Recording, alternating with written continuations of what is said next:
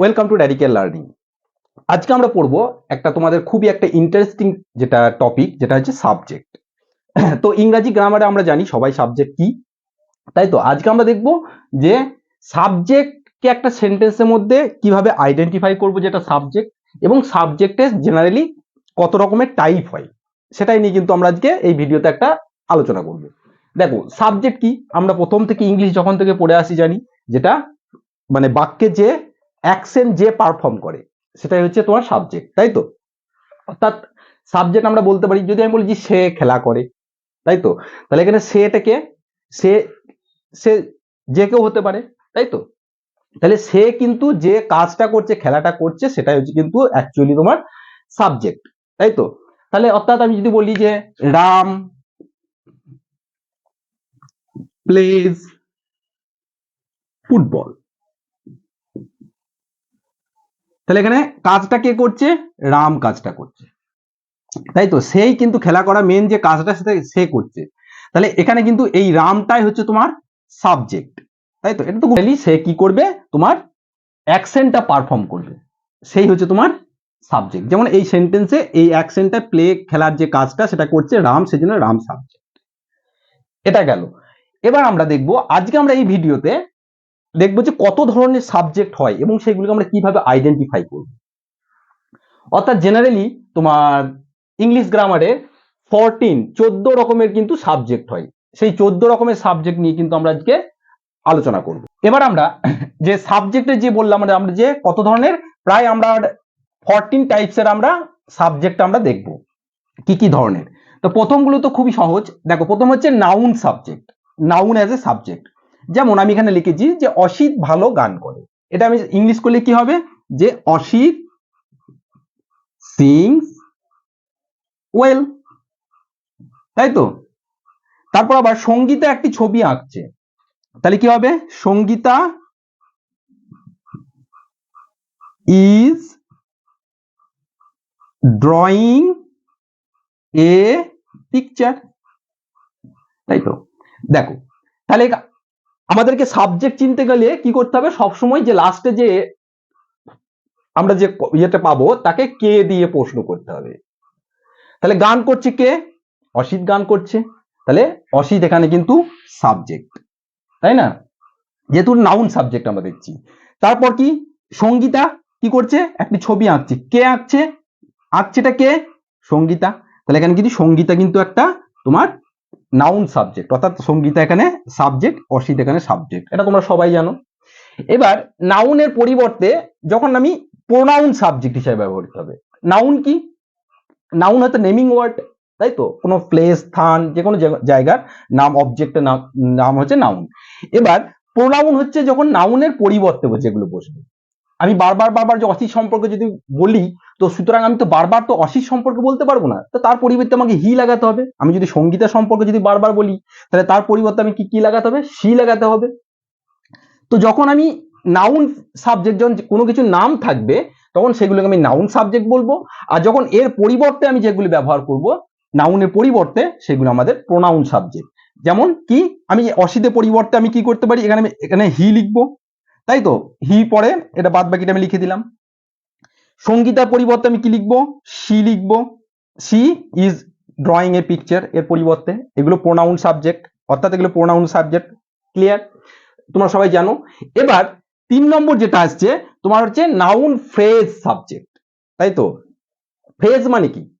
Phrase হচ্ছে এ group of words, কতগুলো word নিয়ে একটা ফ্রেজ তৈরি হয়, কিন্তু without having any finite verb.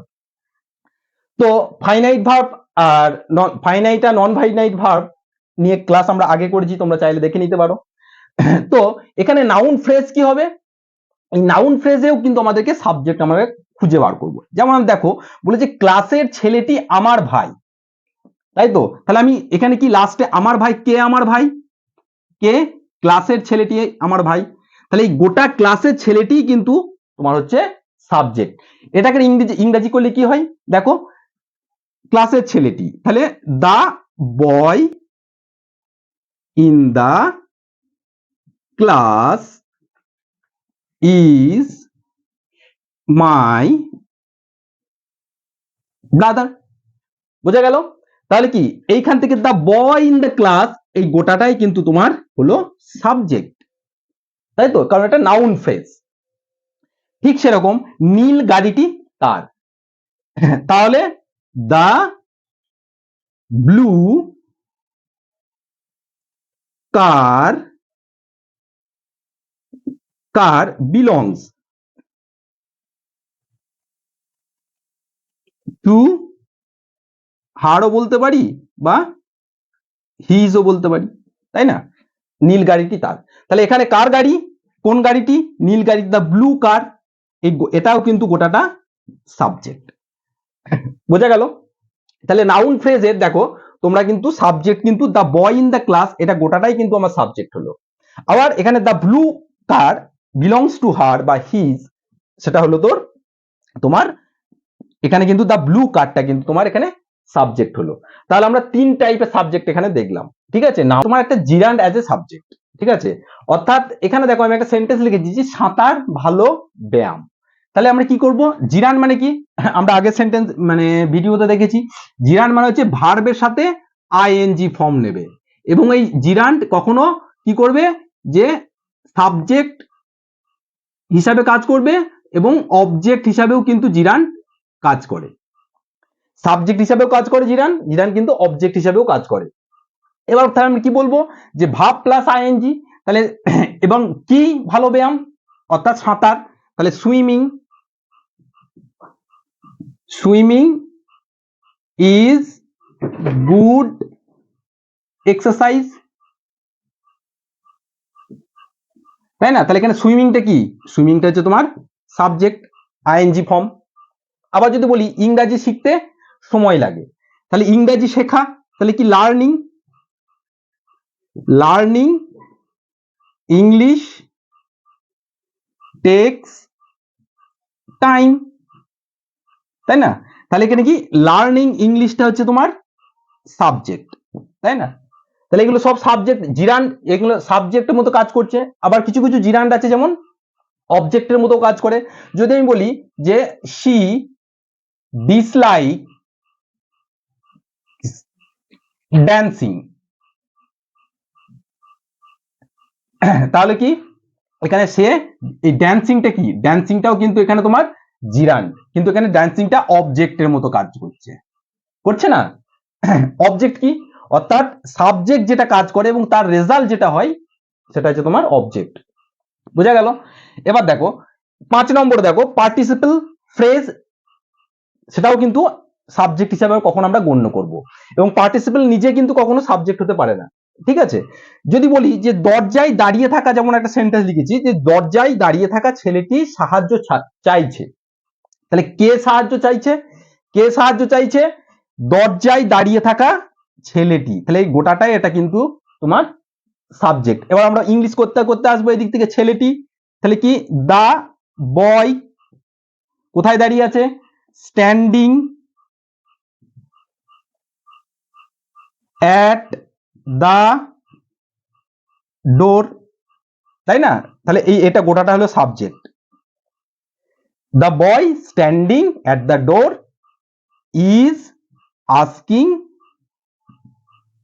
Help, বোঝা গেল? তারপরটা দেখো যে বেঞ্চে বসে থাকা লোকটি সংবাদপত্র পড়ছে, কে পড়ছে, এখানে যদি কে দিয়ে প্রশ্ন করি তাহলে বেঞ্চে বসে থাকা লোকটি, তাই তো? তাহলে বেঞ্চে বসে থাকা লোকটি এটা গোটাটাই সাবজেক্ট, এবং এটা হচ্ছে তোমার পার্টিসিপল ফ্রেজ। তাহলে কি যে বেঞ্চে বসে থাকা লোকটি, তাহলে দা ম্যান সিটিং কোথায়, on the bench is reading newspaper, বোঝা গেল? তাহলে the man sitting on the bench এটা গোটাটাই হলো তোমার সাবজেক্ট, বোঝা গেল? তাহলে জিরান্ড আছে সাবজেক্ট, এবং পার্টিসিপল ফ্রেজ গুলো কোন কোন সাবজেক্ট হয়। এবার তারপরে ইনফিনিটিভ, এবং এই পার্টিসিপল ফ্রেজও কিন্তু ভার্বের সাথে কিন্তু তোমার আইএনজি হয়। দেখো এখানেও কিন্তু এই যে স্ট্যান্ডিং তারপর সিটিং এটাও কিন্তু ভার্বের সাথে আইএনজি। এবার ইনফিনিটিভ সাথে টু থাকবে এবং ভার্বের V1 থাকবে, ভার্ব অর্থাৎ ভার্বের যে ফর্ম থাকবে। আমি যদি বলি যে ইংরেজি শেখা গুরুত্বপূর্ণ, কি শেখা গুরুত্বপূর্ণ? ইংরেজি শেখা। তাহলে আমরা বলতে পারি যে to learn English is important, তাই না? দেখো এখানে টু লার্ন ইংলিশ, এটা পরিবর্তে আমরা এই পার্টিসিপল দিয়েও করতে পারি, এটা যে পার্টিসিপল ইউজ করা যায়, যে লার্নিং ইংলিশও বলতে পারি, তাই তো? লার্নিং ইংলিশ ইজ ইম্পর্টেন্ট, এটা পার্টিসিপল যদি সাবজেক্ট করি তাহলে কিন্তু লার্নিং ইংলিশও বলা যায়। তারপরে গরিবদের সাহায্য করা ভালো কাজ, কি ভালো কাজ? গরিবদের সাহায্য করা। তাহলে to help, to help the poor is good work. তাহলে এখানে কি হচ্ছে? টু হেল্প দ্য পুয়ার, এটা হচ্ছে তোমার সাবজেক্ট, বোঝা গেল? ইনফিনিটিভ। এবার নাউন ক্লজ, এবং নাউন ক্লজ দিয়েও কিন্তু সাবজেক্ট হয়। ক্লজ কি? ক্লজ, ফ্রেজ, ক্লজ আমরা পড়েছি। তো এখানে নাউন ক্লজ দেখবো যে যে ক্লজ এবার নাউনকে আইডেন্টিফাই করবে। কি বলেছে? সে যা বলছে তা সত্য। কি সত্য? সে যা বলছে। ইংরেজি কি হবে তাহলে? যে what he said is true. সে যা বলেছে, তাহলে হোয়াট হি সেড এটা কি? এটা তোমার সাবজেক্ট, এই গোটাটাই এটা হয়ে গেল সাবজেক্ট, বোঝা গেল? সে আসবে কিনা তা জানা নেই, যেমন সে আসবে কিনা তা জানা নেই। এই যে মাঝে যদি হ্যাঁ অথবা না এ সমস্ত থাকে তাহলে ওয়েদার লিখতে হয়। তাহলে whether he will come is unknown. তাহলে ওয়েদার হি উইল কাম এটাই কিন্তু তোমার সাবজেক্ট, বোঝা গেল? তাহলে আমরা এখানে এই স্লাইডে দেখলাম যে gerund as a subject, participle phrase as a subject, infinitive as a subject এবং noun clause as a subject. আমরা কম্পাউন্ড সাবজেক্ট, অর্থাৎ কম্পাউন্ড সাবজেক্ট কোনগুলো? যেগুলো একাধিক সাবজেক্ট অর্থাৎ একত্রিত হয়ে থাকবে। যদি বলি যে দুটো নাম নিলাম, মনে করো যে রাম অ্যান্ড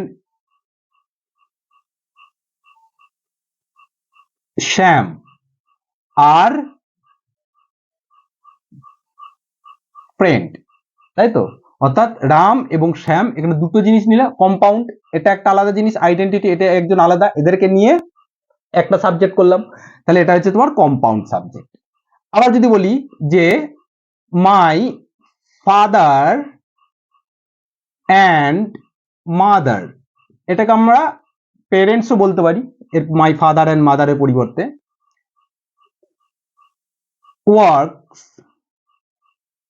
ওয়ার্ক হার্ড, তারা খুব কঠোর পরিশ্রম করে। তাহলে কিন্তু এই যে মাই ফাদার অ্যান্ড মাদার, এটাও কিন্তু তোমার হচ্ছে সাবজেক্ট, এটা হচ্ছে কম্পাউন্ড সাবজেক্ট, বোঝা গেল? কম্পাউন্ড সাবজেক্ট অর্থাৎ দুটো জিনিস একসাথে রয়েছে, অ্যান্ড দ্বারা যুক্ত রয়েছে। এবার হচ্ছে তোমার ডামি সাবজেক্ট, এটা হয়তো লেখাটা বোঝা যাচ্ছে না, ডামি, DUMMY। আচ্ছা, ডামি সাবজেক্ট কোনগুলো? ডামি সাবজেক্ট মানে হচ্ছে যেখানে কোনো ফিক্স করে কিছু বলা থাকবে না, ঠিক আছে? সেজন্য আমরা কখনো কখনো ইট ব্যবহার করি বা দেয়ার ব্যবহার করি, এগুলো হচ্ছে ডামি সাবজেক্ট হিসেবে ব্যবহার হয়। যদি বলি বৃষ্টি পড়ছে, ঠিক আছে, তো এখানে নির্দিষ্ট কোনো সাবজেক্ট কি বোঝাচ্ছে? বোঝাচ্ছে না। সেজন্য আমরা কি বলি যে ইট ইজ রেনিং, তাই তো? অর্থাৎ ইটটা কি? ইটটা হচ্ছে ডামি সাবজেক্ট। এবং এখানে অনেক ছাত্র, এখানে আমরা কি ইউজ করব? এখানে কোনো নির্দিষ্ট ফিক্স কোনো প্লেসকে বোঝাচ্ছে কি? বোঝাচ্ছে না, তাহলে আমরা দেয়ার ইউজ করব। তাহলে আমরা কি করব? দেয়ার আর মেনি স্টুডেন্টস, বোঝা গেল? তাহলে দেয়ারটা হলো তোমার সাবজেক্ট, এই ইট এবং দেয়ারকে বলা হয় তোমার ডামি সাবজেক্ট। তারপরে যেটা আছে অ্যাপোজিটিভ সাবজেক্ট। অ্যাপোজিটিভ মানে কি? যেমন ফ্রেজ অফ অ্যাপোজিশন আমরা পড়েছিলাম, অর্থাৎ একই সেন্টেন্সে যে নাউন থাকবে, ঠিক আছে, তো তার সম্পর্কে কিছু এক্সট্রা ইনফরমেশন দেবে, তাই না? দেখো এখানে কি মিস্টার রমেশ এই সেন্টেন্সে মেন, কি বলছে, মিস্টার রমেশ প্রধান শিক্ষক কথা বলছেন। তাহলে কি মিস্টার রমেশ সম্পর্কে আমরা একটা এক্সট্রা ইনফরমেশন কি পাচ্ছি, যে তিনি হচ্ছেন প্রধান শিক্ষক। বোঝা গেল? তাহলে আমরা কি লিখবো, যে mister Ramesh comma head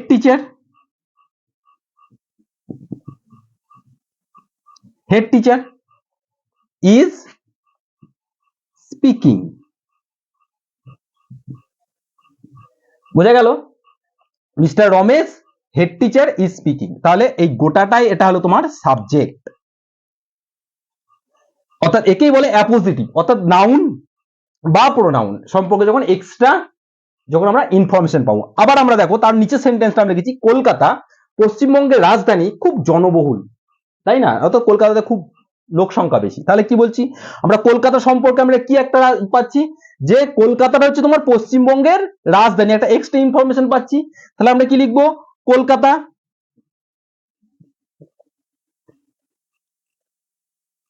the capital, কমা দিয়ে the capital of West Bengal, WB লিখে দিলাম, ঠিক আছে, ইজ পপুলাস বা ইজ ভেরি পপুলাস। বোঝা গেল? অর্থাৎ the Kolkata the capital of West Bengal, এটার গোটাটাই হলো এটা তোমার সাবজেক্ট। বোঝা গেল? অ্যাপোজিশন মানে অর্থাৎ অ্যাপোজিটিভ সাবজেক্ট হবে যখন যে সাবজেক্টে নাউন বা প্রোনাউন সম্পর্কে কিছু এক্সট্রা আমরা ইনফরমেশন পাবো। যদি আমরা বলি যে পণ্ডিত জওয়াহরলাল নেহেরু কে ছিলেন, তিনি ছিলেন first prime minister of India. তাহলে আমরা এটাও বলতে পারি যে Pandit Jawaharlal Nehru was the first prime minister of India, died on, যত সালে মারা গেছে সালটা লিখলাম। তাহলে আমরা কি পাচ্ছি, তার সম্পর্কে একটা এক্সট্রা ইনফরমেশনও পাচ্ছি। তো এটা গেল তোমার অ্যাপোজিটিভ সাবজেক্ট, আশা করি বোঝা গেল। এবার দেখো বলছে রিলেটিভ ক্লজ, অর্থাৎ রিলেটিভ ক্লজ সাবজেক্ট, অর্থাৎ রিলেটিভ ক্লজও কিন্তু সাবজেক্ট হবে কখন, যেমন যে ছেলেটি দৌড়াচ্ছে সে আমার ভাই। তাহলে কোন ছেলেটি, যে ছেলেটি দৌড়াচ্ছে, তাহলে গোটাটাই তোমার সাবজেক্ট। তাহলে the boy who is running is my brother. বোঝা গেল? তাহলে এখানে কি, দা বয় হু ইজ রানিং, এটাটা কিন্তু গোটাটাই হলো তোমার সাবজেক্ট রিলেটিভ ক্লজ। আচ্ছা বলো তো এখানে মাইটা কোন পার্টস অফ স্পিচ, কমেন্ট সেকশনে জানাও। ঠিক আছে, এখানে মাইটা কি, প্রোনাউন না অ্যাডজেক্টিভ না অ্যাডভার্ব কি? দেখো তুমি যে বইটা দিয়েছিলে সেটা মজাদার ছিল, তাহলে তুমি কি দিয়েছিলে, যে বইটা দিয়েছিলে, তাহলে দা বুক হুইচ, যাহা, ইউ গেভ, আমাকে দিয়েছিলে, গেভ মি, ওয়াজ ইন্টারেস্টিং। তাহলে এখানে সাবজেক্ট কোনটা, এখানে সাবজেক্ট হচ্ছে the book which you gave me, এটা গোটাটাই হচ্ছে তোমার সাবজেক্ট। বোঝা গেল? দেখো তারপরটা হচ্ছে কোয়ান্টিফায়ার। কোয়ান্টিফায়ার মানে কি, কোয়ান্টিফায়ার মানে কিছু মানে তোমার মানে সাম সার্টেন অফ কি বলবো অ্যামাউন্ট বোঝাবে, মাত্রা বোঝাবে, ফিক্সড নয়। বলেছে অনেক ছাত্র পরীক্ষায় ফেল করেছে, তো অনেক ছাত্র বলেছে, এখানে কিছু ফিক্স কিছু বলেছে যে 100 জন 200 জন বা কিছু। তাহলে আমরা কি লিখবো, যে many students failed the exam। তাহলে কি হবে, এই মেনি স্টুডেন্টস এটা হচ্ছে তোমার সাবজেক্ট। বোঝা গেল? আবার কিছু মানুষ চা পছন্দ করে, এর আমরা কি বলবো, যে সাম বলতে পারি, some people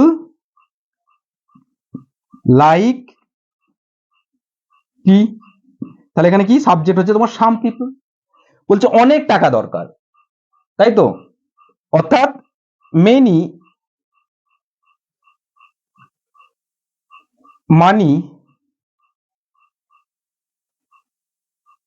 is needed,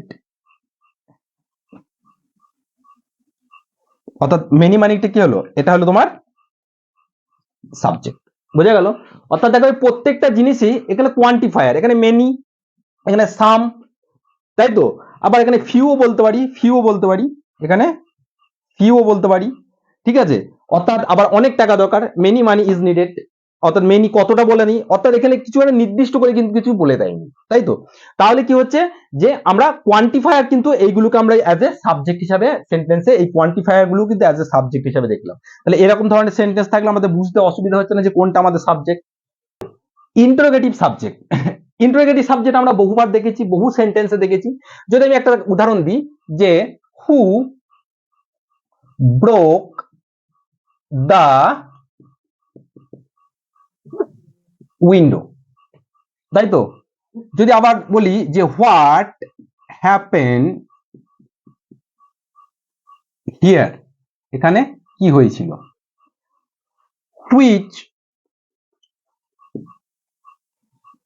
which book is yours.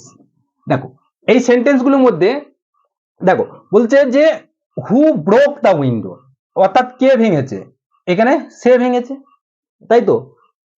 কে ভেঙেছে, তো আমি এখানে পাচ্ছি এই যে হু। তারপরে হোয়াট হ্যাপেন হিয়ার, এখানে কি ঘটেছে, এখানে হোয়াটটা দেখো, এখানে হোয়াটটা সাবজেক্ট, তাই না, এখানেও হুটা সাবজেক্ট। আবার হুইচ বুক, এটা মানে এখানেও কিন্তু এটা সাবজেক্ট।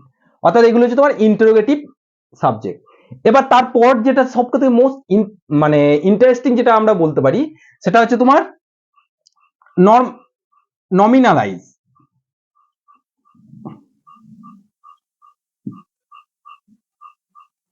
অ্যাডজেক্টিভ